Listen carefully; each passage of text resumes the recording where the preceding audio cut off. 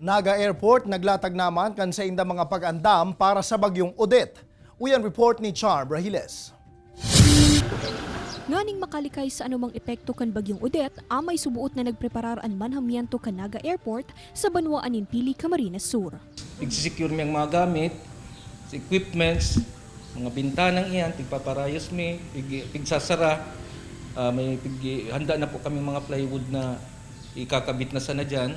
Sigun ki Orbo, nagbugtak naman subuot sindang mga storm shutter sa mga entry as in exit point kan airpuerto as in mga roll-up doors sa mga salming na posibleng mapasain kasong magkusog pa ang duros.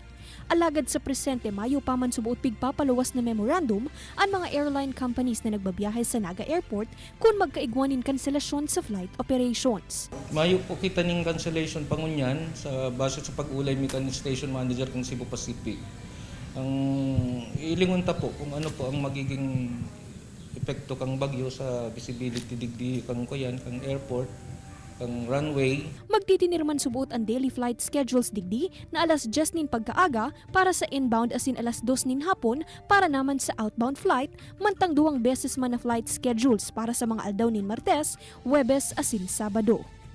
Kay Banan si Carlo Obunita, Char Brahiles, Balitang Bicolandia.